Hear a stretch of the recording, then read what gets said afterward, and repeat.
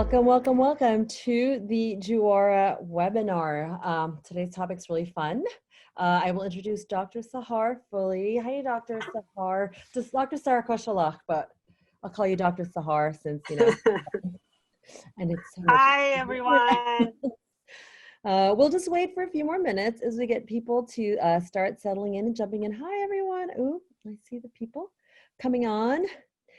So, yeah, how are you doing today? Tell me a little about how you're doing. You're also on the opposite side of New York. Well, as good as the next person. I know these are really challenging times, and it's really wonderful that JUARA is really putting this forum for everyone to come together.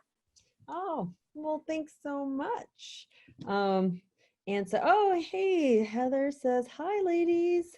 Cool. So let's officially get started. Welcome, everyone. Happy Sunday. Happy lockdown, or at least we're both, at least we are in Manhattan. So just to jump in, today's topic is how to get along while hunkering down with Dr. Sahar Khoshakhlagh, and just to make sure that you're in the right room. And this is one of our JUARA webinar series. We kind of joke, we say BYOT, bring your own tea. Although mine's kind of like coffee today, just to have these sort of fireside chat discussions about relevant topics to us all. So a little bit about us. If you're familiar with JUARA, welcome. If not, we are a skincare and wellness company, and just kind of our belief is that beauty is not only skin deep, but it's a whole mind and body situation. So that's inside out, and that to us is what wellness is truly about. So about us, our products, our line, we're inspired by an Indonesian jamu tradition. I'm from Indonesia, and it's been around, this tradition's been about a millennia. It's based on herbal health, herbal health and wellness. So we've been constantly eating turmeric and tamarind, kombucha, and other herbs that strengthen our immune system and bring us to health, which is, again, very opportune today. But we also do it in a holistic way, where it's about the mind and the body, which means ailment prevention and enjoying experiences and having deep social connections. So in other words, we like to have fun. And also, everything we do, there's a belief that we should have mindful rituals in our life instead of just kind of doing things rote. A part of just a joyful life is being inspired, and that may mean adding meaning to your daily routine for greater peace and happiness. So why are we doing webinars? Because it's the part that nourishes the hearts and minds. So when this pandemic started, and actually I was in Asia in January, so I already started hearing all the news before anybody in the US really kind of knew what was going on. And by the time I landed, I just knew it was coming, and we felt like we had to do something for the community, just in addition to just great products for your skin that's now over dry from washing, to just do something more that will help the greater whole of connecting to our community, because really social distancing is not emotional distancing. We may be physically apart, but that doesn't mean we are mentally apart. And in fact, now is the time to mentally reach out to people. And, you know, ironic that we say that, because today's topic is all about when we're all in together and what that can do to relationships and families. So we offer valuable content. Each topic varies. It can go anything from a science topic to like this, you know, mental health and wellness, and just addressing different things. So stay tuned. I'll let you know. It's on our website where you can get more information for future ones, but also this is a platform for presenters. So if you have an expertise, or you know someone who right now is used to connecting face-to-face with people and they just need to get online just because of the nature of how things are right now, we're here to assist. We're here to give you a place to speak if you have an audience to connect with. In other words, we've got the infrastructure. We're offering it to you guys. Let's get going. So today I'm just going to introduce you. We have Dr. Sahar Khoshakhlagh. She is a doctor in psychology. She's a licensed marriage and family therapist and has had her own practice since 2010, Common Ground Counseling, and she specializes working with couples and individuals and family systems, so pretty much the whole gamut. And she's also had extensive experience working with people struggling with severe mental health challenges, So no question or no scenario is going to be out of your reach, right, Dr. Sahar? Stay tuned I to will, the I will do my best. Yes. So bring on the questions. I want to know how much you can address. Stay tuned till the end. What we'll be doing is an offer. We'll be sending you information on a workshop, sorry, a worksheet that Dr. Sahar is offering, and it's going to be helpful just to take home for you to look at with you, your partner, your family, and it's a nice takeaway. So the session doesn't end today, but you can take these practices from a very experienced therapist to bring home. All right, so let us get started. Hi. Hi Hello. again, Meta, JUARA. Thank you again for inviting me here, and it's wonderful to be here with everyone. I know, again, these are really difficult times that we're all going through, and just really, glad to be here. I have my cup of tea with you guys. So let's get started. We were talking earlier about communication, and that's one of the things that you specialize in. Tell us, I'd like to know, communication supposedly is easy, especially when we know each other and we think people should know us, especially in families and environments. Just speak a little more to that and why sometimes it's hard, in Yes. your opinion. Yes. Great question. Yeah, so, working with couples and, families, communication is, simply put, it's the act of transferring information, right? And so why is it so challenging? With a lot of couples I work with and families I work with, it becomes a challenge when the communication breaks down. It's the breakdown of communication, because we as humans, we're social creatures and we want to be seen, we want to be heard. And during this trying time that we're going through and being isolated, what's most challenging through this isolation is when we're not being seen and we're not being heard. And so communication, and thank goodness through the form of technology, we have a way to connect and to communicate. So what happens when the breakdown happens? When the breakdown happens, we become reactive. We become frustrated. We become agitated. We become angry. We get caught up in our head. We get lost in the narratives in our head. And in our head, which I call our virtual reality, in our virtual reality, or where our fake news lives, in there's all sorts of narratives about what we hold. We can stay there for days on end. We can think all sorts of things about ourselves and our partners and our families. And then we can react to these thoughts about how we feel about ourselves and about our partner and about our families. And then the breakdown happens. So why is it sometimes it's so much easier to stay calm and listen? Like, what's going on in our brain, while other times it's like, stress? Great question.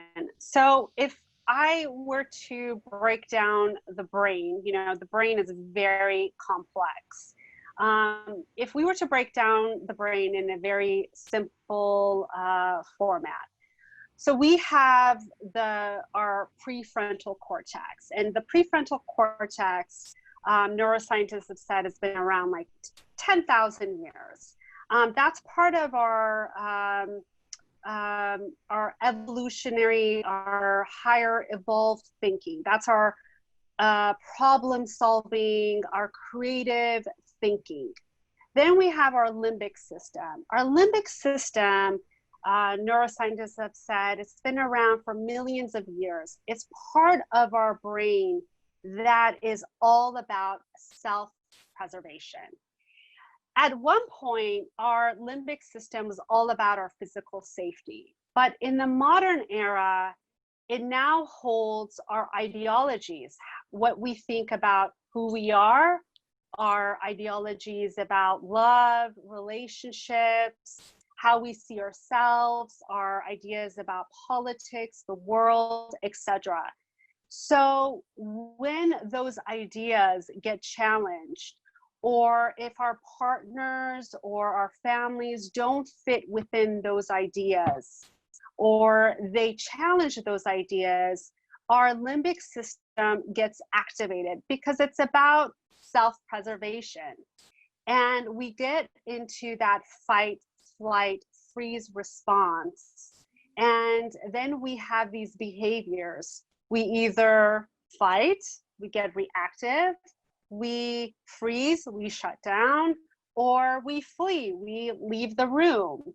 And as you can see, that really affects, relationships. That has a negative impact. And I know that you and I have experienced that oftentimes, maybe 10 minutes, an hour, we can reflect back and we can think and we can say, wow, I really could have done that a lot differently. And it's usually time and just having some time and pausing when we're able to look back and say, wow, I could have really done that differently. And that's when we're, with just a little bit of time, when we're able to get out of our reactive mind, and then our prefrontal cortex brain gets activated, and then the problem solving skills starts coming in, that we're able to look back and say, oh yeah, I really could have done that so much more differently. Do you think right now, I'm just going to take a stab at it and let me know what you think is that time that you're talking about, the time, the space to chill out and for the prefrontal cortex to kind of like just find its own balance. Is that what is being lost more as everyone? So here's my premise, or here's our premise of why we were doing this webinar.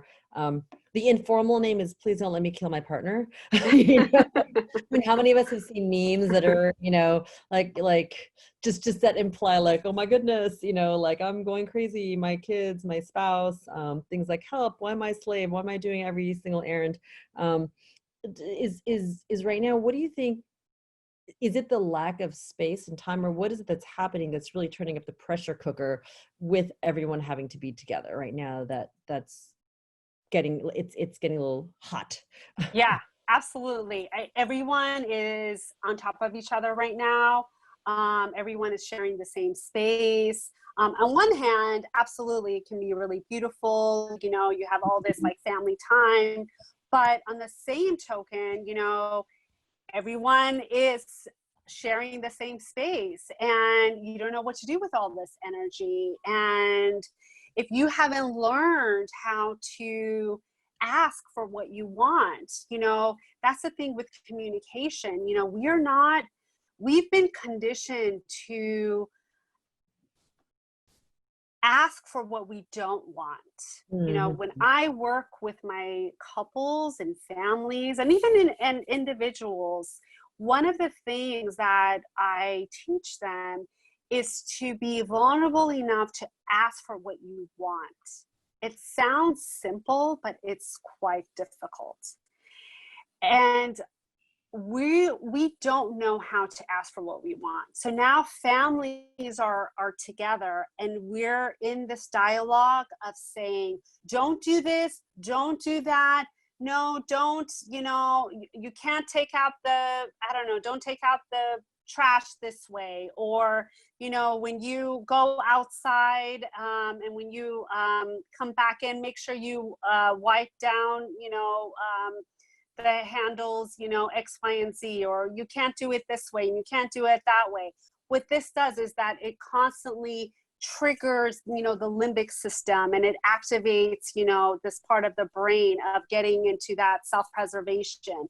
So the language of, you know, asking for what we want, it becomes very difficult. And families are constantly getting into, don't do this, don't do that, no, you can't do this. And then everyone is on top of each other.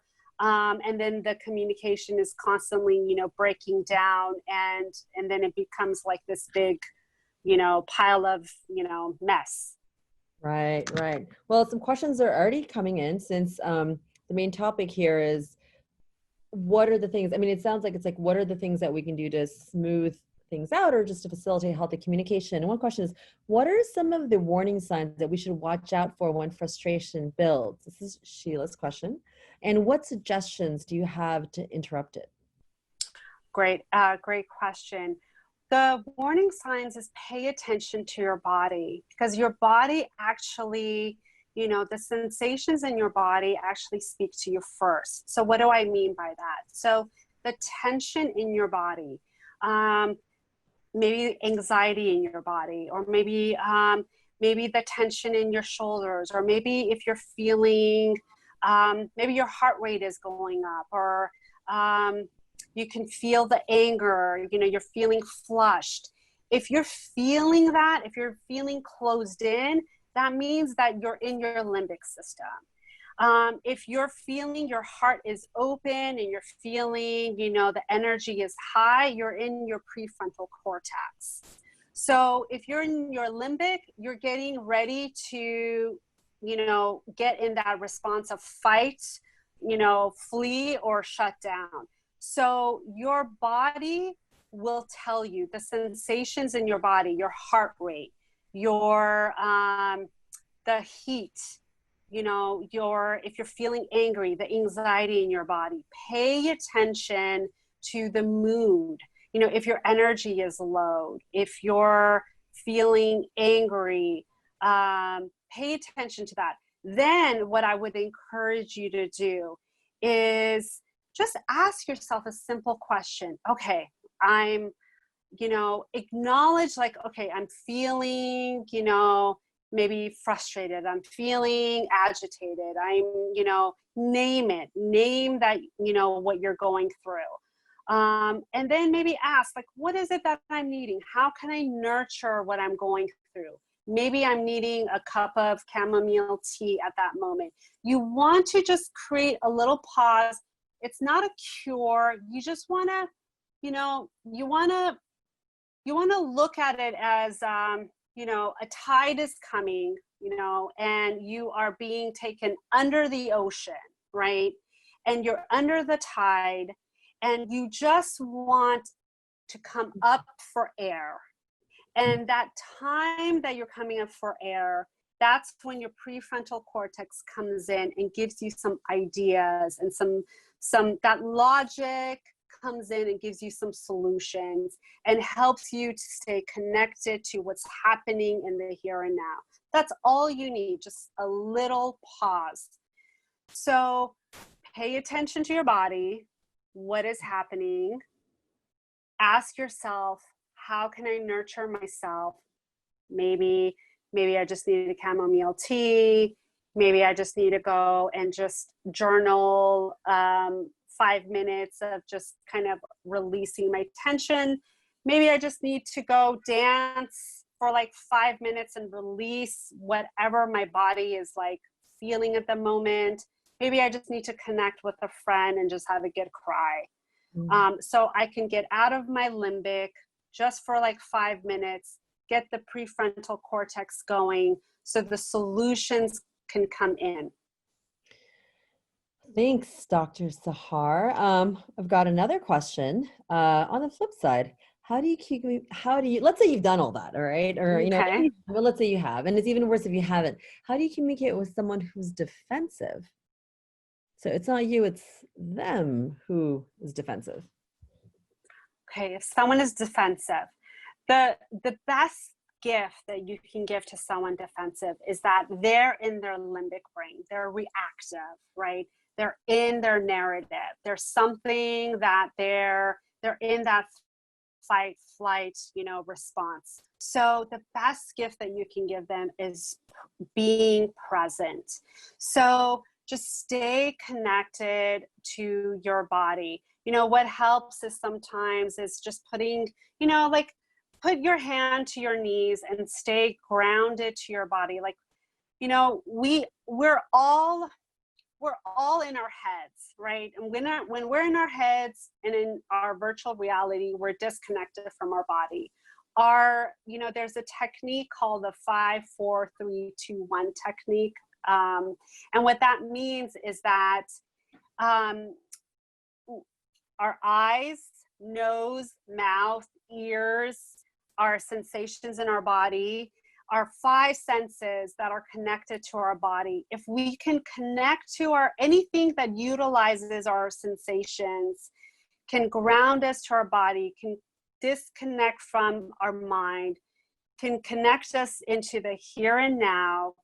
So when someone is defensive, the best gift that you can give is just to be present and just give the gift of listening, because they are defensive and they are just reacting. So if they are reactive and you get into your reactive state, it's going to become a war. So that's the best gift that you can give, is just be present. One question before moving on to the next that I have, is it a good idea to tell someone who's defensive that they're being defensive? That never seems to work, but sometimes it's just, you want to be like, stop it, you're being defensive. Like, what is, I think maybe it's like, don't you see what you're doing? I know that's kind of a desire we have. And sometimes it just is like, we're trying to play the higher ground. The other person that just isn't. Our tanks get depleted too. Yeah. Right. Stop being so defensive. Like, how do you do that? Yeah. The best thing to do is, be honest, right. Honey, I can see, stick to the facts. I can see that you're upset right now, or I can see what can I do for you? I'm not sure what I can do for you right now. And you may not know what you can do for your partner at that moment. What do you need from me right now? Because sometimes you don't know, and I think you just need to be honest. I don't know what I can do for you, but whatever you need, I will do that for you. And just ask, what can I do for you at this very moment? And that's it. Just simply ask what your partner needs. Wow, ninja, but very true. Next question. And that was from Heather. Thank you, Heather. And next one's from Sheila. What I'm noticing is when we worked out of the house, there was a mild imbalance of household chores, but with everybody at home, like the husband and kids, this small imbalance is huge. Is there, so is there a specific question? So I guess it's like, does it feel like imbalance of household chores, like each person's doing something, like you're used to doing something? I'm just gonna make this up and see. You're usually doing the dishes for breakfast, that's fine, but now it's breakfast, lunch, and dinner. It's just everything that you're supposed to do becomes completely amplified to the point where it just seems unfair. How come this person is expecting me to prepare all the stuff or clean all this stuff? I mean, that's just from one person's point of view. How do you sort of balance or reset, I guess, the expectations of what people should be doing in the house? It's like poison. So, dosages, it's great, but once it just becomes too much and amplified, it can seem very unfair. Yeah, actually, so when I work with families or couples who actually this becomes, a communication problem, there are, we discuss, who likes which chores more, like which chores are more, doable for which, like who likes vacuuming more than the other, and so you divide up chores based on what is more accomplishable for the person, and so you can break it up in that way. For instance, if one person doesn't like taking out the trash and then you're you're getting that person who doesn't like taking out trash, they're going to find ways not to take out the trash. But let's say they actually enjoy doing dishes. So you want to give them, the option to do dishes. So it's about just sitting, down at the table and figuring out who likes which chores more, and then dividing up the chores, and then just breaking it up. Okay, cool. Thanks. And if Sheila, if I didn't actually get that correct, feel free to add a follow-up chat to that. Got another question from Anna. Thanks for your question, Anna. It's, my husband is now home all day trying to work and is on conference calls that are important with executives at his office. He expects the kids to be angels, quiet and working on their schoolwork for the 8 hours that he's on the job. I understand that they cannot. They are boys and they're cooped up and they're out of their normal too. How can I help him understand that they're not being disobedient on purpose? Yeah, so that, that requires obviously, more, like the couple obviously need to really sit down and really need to plan out a more, it requires more scheduling, more conversations. I think also family meetings, I think it requires, sometimes, what I discuss with families is having a mission statement. Sometimes in organizations, we have a mission and values statement. Families can also create, this is our value and mission statement of our home. And for the time being that we're home for the next, month or 2 months, this is our value and mission statement. And I think there needs to be whether it needs to be a daily or, weekly family meeting. And of course, it depends on the age of the child. And so you have to be, creative. And then you let the children also like engage in like what are, some of the house rules or responsibilities, so they're also participating. It does take a lot of energy and it takes a lot of work, for families to really sit down and invest in the energy, but the investment actually, in the long run actually really, pays out. But it requires for the couple to really sit down and communicate, what the expectations are and what they want from each other. I know it's easier said than done, but I think the couple needs to really sit down. First they need to plan out, what they want and figure out a structure and schedule. And then I think they need to kind of include the children in and how they, have the children help out in being part of the solution. So they would say like, okay, mommy and daddy, for instance, what are the ages of the children again? Did they say? No, it doesn't, but okay. No, So, but if you want to type that in, teenagers. Oh, okay. So then so that's a little bit, even more helpful. So, okay, so here are the boundaries then. Okay, mom, so at this time, these are the boundaries. Like, we really need to focus on quiet time. Like, we need your help. I think that's like the key word. We need your help. Mom and dad, these are our office hours, how can you help us? So it becomes like problem solving. So I think the kids need to become part of the solution. Rather than, the parents then go in and say, this is our expectation.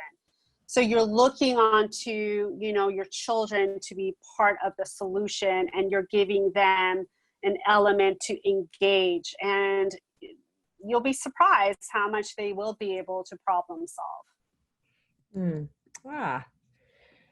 Okay. Do we have any more? Oh, from Anna, playing video games loud. Okay. So I have a senior in high school who's very sad that he's missing out on a lot of the big milestones: prom, graduation, varsity sports. How do we help him? And us with closure. And I just want to expand on that. I think that feeling it's that sort of sense of guilt or FOMO. I mean, FOMO, but in a genuine way. How do we, yes, please. Actually, that's a just great question. I'll leave it at that. How do we help Yeah. us with closure? Well, acknowledge. I think there is no way around it. It's really unfair. And you know, sometimes we can get caught up in the solutions, and we can get caught up in, let's look at the brighter side. I think it's important just to acknowledge it's unfair. It's really sad. It's, you know, it's unjust, you know.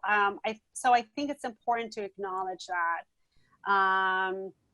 And not get caught up in, let's look at the positive side.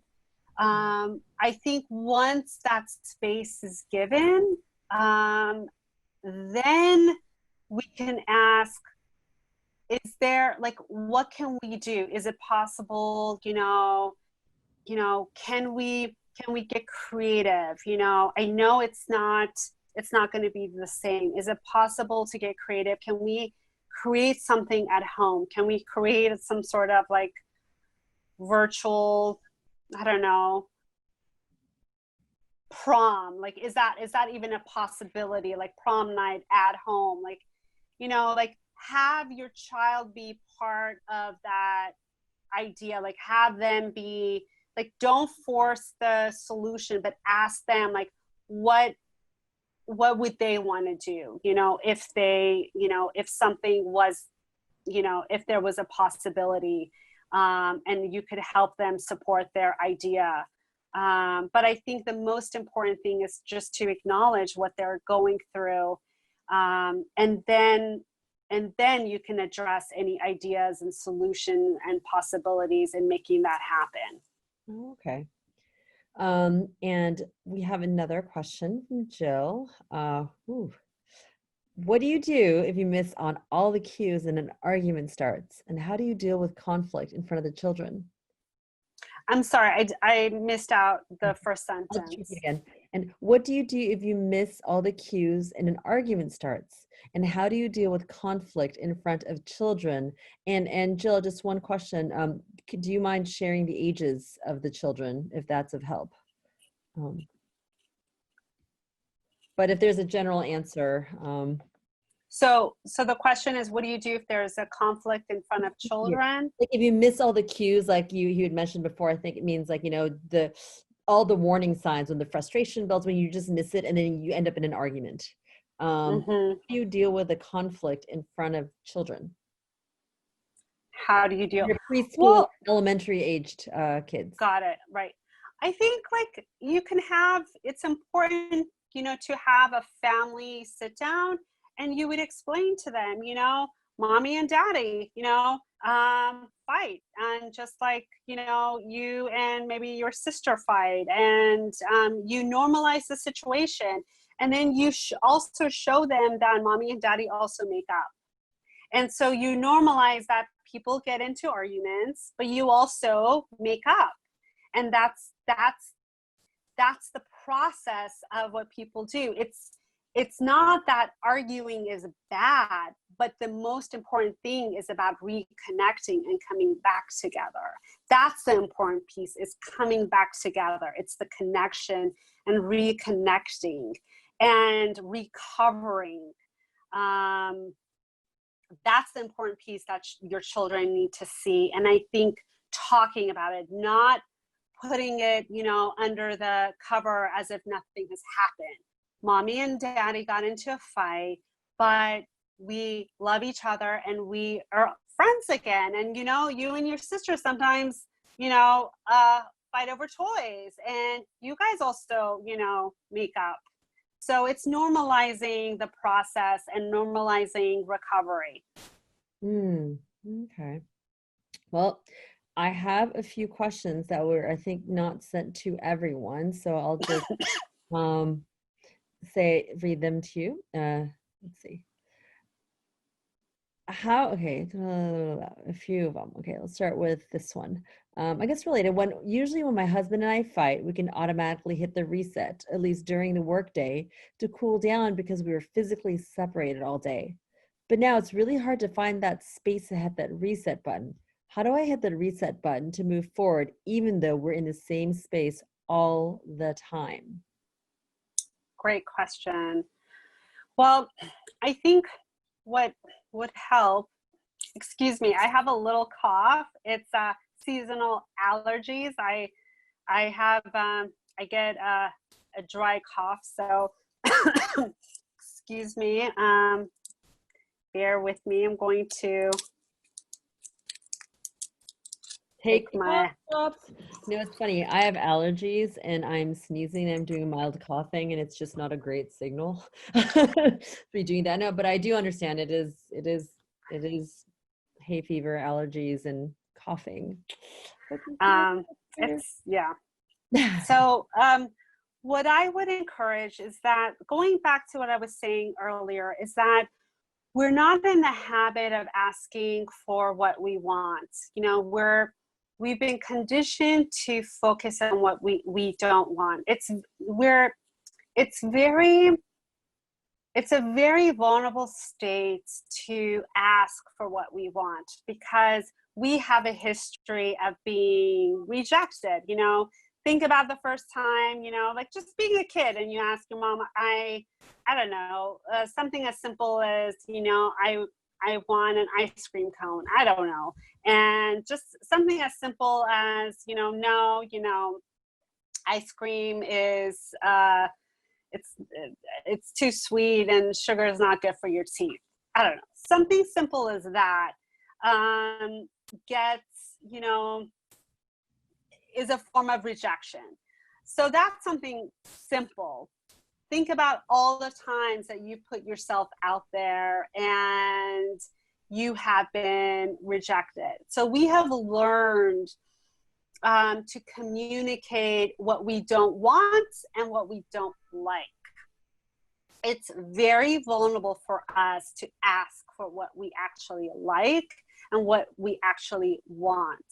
And then on top of that, there's also a social narrative that says it's very selfish and narcissistic to even ask to say what we actually want and like. So it's a double whammy, but actually that's the most important form of communication. And that's what actually helps families and couples to really have effective communication. So going back to the communication, when you need to, when you're meshed together and you're feeling, you know, you're on top of each other and you're feeling frustrated, and you don't have that space where you can, you know, go to work or, you know, really have that space you can leave home. What would be really helpful, and I know this will be a new language for you, is if you can, if there is another room, if you have another room, and maybe you can grab a cup of tea if it's possible, or coffee, and just go and just pause if it's possible, and just if you can, even for 5 minutes, just pause, maybe take 3 deep breaths and ask yourself, okay, what is being activated in me? Like, what is really, you know, upsetting me? Like, what is it that I'm really needing right now? Maybe you're just needing some reassurance. Maybe you're just needing some validation. Maybe you're just needing just a hug. Maybe it's just a simple hug. And then go back to your partner and then communicate that to your partner, you know, and say, you know, when we got into this kind of, you know, tiff, this is what came up for me. And this is what I'm really needing from you. I'm really just needing validation. I'm just really needing confirmation. I'm just really actually needing a hug from you. Mm-hmm. I know it's easier said than done, but it will help you and your partner, because your partner actually wants to be your hero. And the more you can let your partner know what you want, they really want to show up for you and really be able to give you what you want. Mm-hmm. Okay. I have a couple more questions, and I just realized that all these questions, I thought everybody was seeing them. If people want to chat questions, go ahead. The setting was previously set to private, but I actually like it when people can see each other's questions, because it triggers kind of the conversation in our heads. But there was one that was sent previous, and I think this is yeah, it's okay. So the question, how do I talk to my spouse or children about losing my job and what to expect? How to keep things calm in the house while I'm freaking out inside my head? Mm-hmm.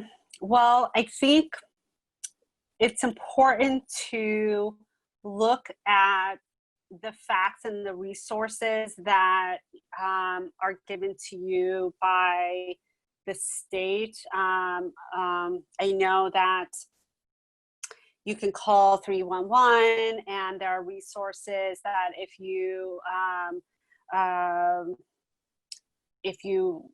Google NewYorkState.gov, as far as unemployment, there are resources. So I think it's important first to gather your facts and resources.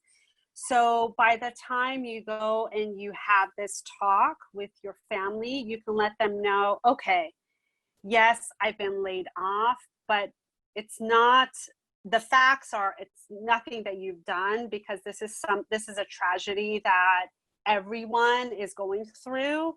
It's nothing that you've done personally. This is a pandemic that everyone is experiencing. But here's what we can do. You know, these are the resources. Of course, it's not going to, you know, solve everything, but there is some help. You know, we are going to get unemployment. These are the resources that, you know, we can get. And then you can, you know, lay down, you know, the facts. Mm-hmm. So, questions coming in. We have a few, so let's see. Yeah, we can get to all of these. One is, what are some of the telltale signs someone needs some space that we might have missed? I'm not sure if I follow that question. What are some of the telltale signs someone, is a telltale sign that someone needs some space that we might miss? So someone needs space. What are the signs that we might miss, or if we don't want to miss them?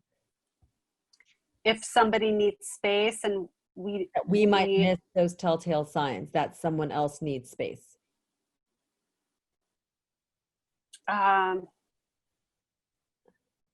If there's clarification on that, if to the person who asked that question, I'd be happy. But I mean, I'm just going to go with what I think it means. Is sometimes people aren't as obvious by going, "Hey, I need space." So, what are some of the telltale signs that someone needs space that we actually might miss? Like, what may people do that you know of or have experienced? I think maybe people will, you know, shut down. I think that's the general, you know, behavior. Maybe someone will shut down, that they will like go within, or they will get maybe a little bit more agitated than usual, or maybe they will have behaviors that they're more frustrated than usual. And then so you can ask them, you know, I'm noticing these behaviors. Are you needing some space? Is this what you're communicating? And then, you know, I'm seeing these behaviors. Is this what you're needing from me? Mm-hmm. Okay, thanks. Yeah. Next question. What if my partner and I view the risk of the virus differently? My partner thinks it's very dangerous to be out on the street, high viral load, where I think it's okay. Medically, I think there's no conclusive evidence on whether it is safe, but how to resolve the situation when you have a different risk tolerance? I would say go to, again, NewYorkState.gov. They have the facts down. They, go to your, local resources, CDC.gov. Also, I believe around like 11 o'clock or 12 o'clock, Governor Como he comes and he speaks every day, for an hour, and he like lays down the facts. And so you can have a difference of opinions, but go to your, resources to get the facts. So, and how would you, I'm just going to go from that. So step one is go to the facts, but if it's about a difference of opinions, regardless of facts, because facts are only as true as we perceive them or want to believe them, right? Like, let's say each person has an interpretation of the fact, because certain things, if they're not conclusive, you just have a different risk tolerance, a different set of opinions. Is there any? Well, facts are facts, opinions are opinions. I don't know how to say it. It's just, facts are scientific, and then our opinions are personal interpretation, our own subjective they don't opinions. agree with the facts. Let's put it this way. I think it's like a disbelief of the government advice. Like if it's just, I think the question from when I'm reading it is, it's not about what the facts are about. It's a perception. I just have a different opinion, period, regardless. Well, I think then we can, then it's just about, it's a plea. We're pleading to our partner that, okay, we have a difference in how you're seeing the situation, but I'm scared. I'm really scared. And then you're just literally pleading that, I'm scared. These are the facts, and maybe you have a different, you're seeing the situation different. These are the facts. Maybe you disagree with them, but these are the facts. And I'm really scared for our safety. And I'm really pleading with you that you, I'm really reaching, to that part of you, and I'm asking for your help to, I'm just asking for your help to, honor this part of, me that is afraid, because I'm, I think it's important for our family to honor the facts that are being provided, by, these resources. How about I think it's one of the, I'm just going to put out there because I have two questions left, or I have two more I want to be able to get to. How can you agree to disagree in this particular case when there's really no space to kind of just, you're basically marinating in the obvious fact you are agree that if you just don't want to, you can plead, but at the end of the day, if you are disagreeing, you kind of have to agree to disagree and still live with it. If there is no. Well, so what, the best, advice I can give is to come to some sort of like common ground, safety comes first. That bottom line, like safety comes first. And so you have to come to a common ground on what that safety is. And I can't speak to what what a family believes their safety is. I think partners have to, if there is a disagreement to that, then there needs to be that common ground on what they believe that safety element is. Mm-hmm. So it's coming to some sort of middle, whatever that middle ground is for that couple. Mm-hmm. Okay. Next question. Is the current hunkering down the truth test for my relationship? In other words, if we find each other fighting a lot during these several weeks, does that mean that maybe our marriage is not as strong as we thought it was? No, absolutely not. You know, I mean, these are really difficult times. I think that, again, you know, arguments are going to happen. Again, remember, your limbic system is getting activated, and these are times that it's definitely going to get activated a lot more. It's about, you know, it's about really how we come and reconnect. You know, it's about finding, you know, finding the methodology, and the handouts that I'm going to, you know, give out are tools to help calm the limbic system, so you can activate, you know, the prefrontal cortex that gives you the problem solving solutions. We all have the resilience, we all have the problem solving skills, we all have it, it's all within us. And we, you know, it's all there. We just need the tools, the evidence-based tools, and mindfulness practices have been shown. It's been around for thousands of years.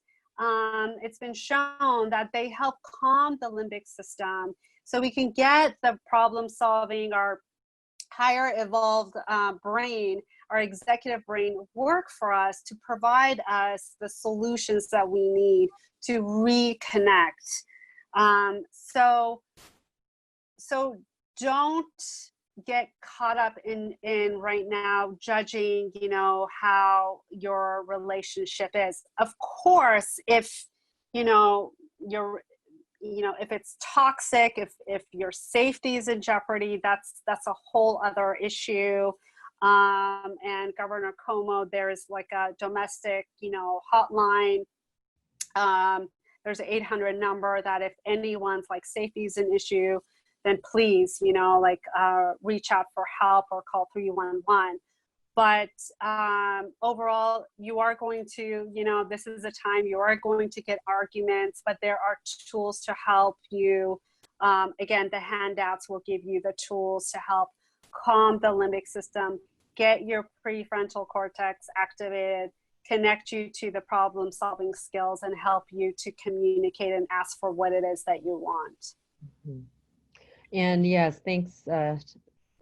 Sahar. And I think for some people who may be tuning in from different states, I'm sure there's like, I think 311 national, I don't even know, but no, 311's for New York, but I'm sure in your state there, you know, there are resources that you need for, you know, for help.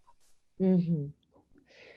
One question, I think we have time for one last more here, which is sometimes I feel that I start to feel defensive as a form of self-protection when I try to ask for what I want. Are there healthy techniques to address those feelings, since they may draw negative reactions or communication breakdown?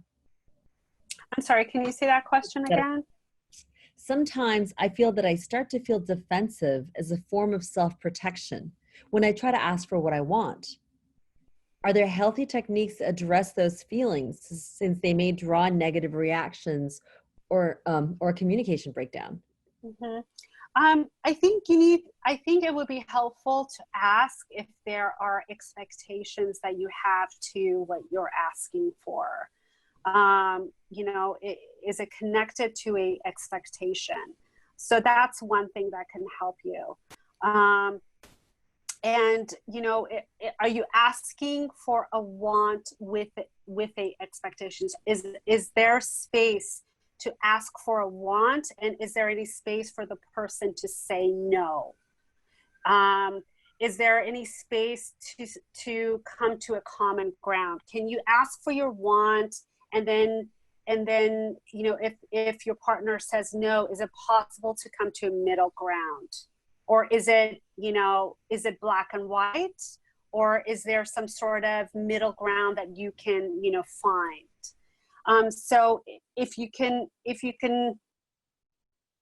let go of the expectations and come to a place where you can be okay with reaching a middle ground, you're going to find more, you know, like more peace, like within yourself.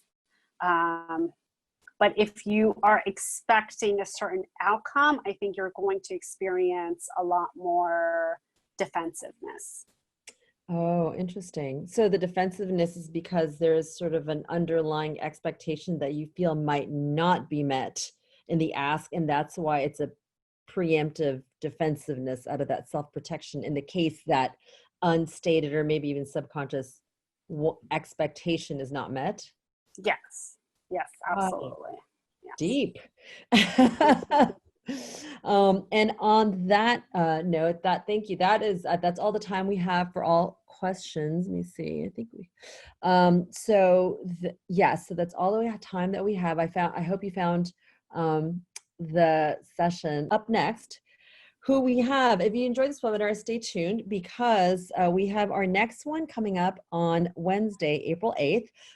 On a completely different topic, but also clearly relevant. It's about want to be productive to getting shirt done.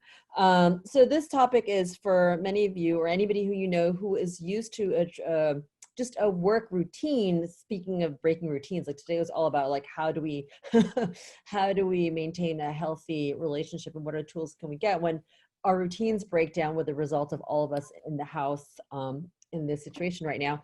Another routine that's broken is just going to the office and just being used to separating, this is what I do for work, this is my office, this is my, you know, my team, my structure, and then working at home, which is completely different. You can work in your PJs, you can start day drinking, you know, but the thing is, it's not just you, everyone's doing it. So this is a thing that we've gotten a request for, just how do I actually become productive? Because it's liberating at first, and you're like, yeah, I haven't put on my makeup on in days, but then after a long time, it's a disaster for getting things done, because if you're not on your ball and everybody's kind of not on their ball, it can get rather frustrating. So how to go from want to be productive to actually getting stuff done. That's by Andrea Bednar. She's a master performance coach. And so stay tuned for that. Please connect with us. This is the information. If you'd like to read more or learn more about Dr. Sahar, cgctherapy.com. It doesn't have to be the about, but this is her story. Please visit the page, check it out. And this is all our contact information as well if you'd like to reach out to us or to follow us. And stay tuned for the next things coming up. So with that being said, 6:02, just 2 minutes over. So thank you very much. Thank you, everyone. I just want to say, hope you have a great Sunday. Have a safe and healthy week. And Dr. Sahar, thank you so much for your time again. Thank you. And my honor. Of valuable advice. And we will see you all soon. Until next time, stay healthy, y'all. Thank you.